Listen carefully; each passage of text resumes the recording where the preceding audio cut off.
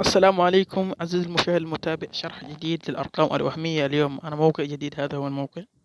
قد شرحنا هذا الموقع مرة أخرى بس واحدة. هنا الآن نختار الدول التي نريد نحصل منها رقم ترجم الصفحة. مثلا تختار المملكة المتحدة، فرنسا، بلدان. مثلا ندق على بلدان، راح يفتح لنا بلدان كثيرة. نختار منها الأرقام، مثلا نختار فنلندا. دق على أحسن رقم فنلندي، ثم تنزل هنا تحت. تلقى هنا اسمها حاجة اسمها النهاية. أنا أترجم الصفحة، لازم تنزل ترجمة الصفحة عشان تفهم كل الموقع. دق على النهاية. بعد ما تدق على النهاية تنزل تحت، تنزل. دق صفحة 26، صفحة 25. دق مثلا صفحة 23. بعد ما تدق صفحة 23، لازم صفحة 23. دق تلقى الرسالة القصيرة المجانية، ثم تضغط على الرقم، تنسخ الرقم. الآن.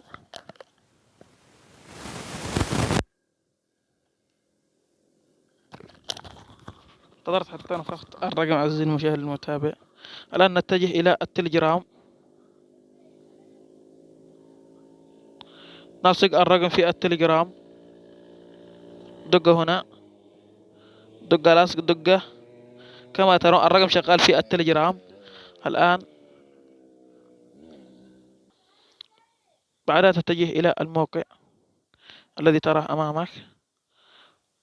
دق على هذه الشرطة، هذه الشرطة الصغيرة، ثم دق عليها، ثم تنتظر حتى يفتح لك الرسائل الجديد. هذا هو كود التليجرام أمامك.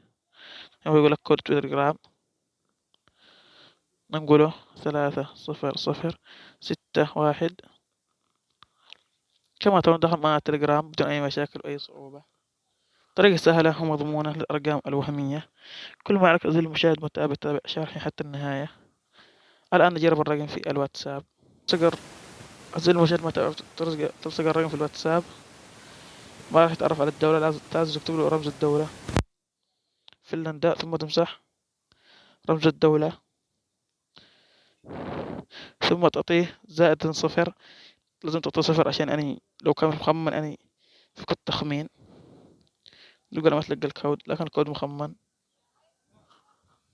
عزيزي المشاهد المتابع، كما ترى الكود أمامك مخمن. الآن نرجع إلى الموقع.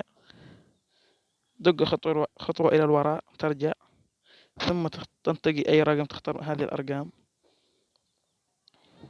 ثم دق هنا نسخ، ثم تلصق الرقم، ثم تتجه إلى نسخة الواتساب. هذه الطريقة بس تفعل منها 100 رقم للواتساب. ثم تمسح رمز الدولة، تمسح الرقم من رمز الدولة، ثم تعيد تسجيله. تعطيه كما ترون، تعرف معانا.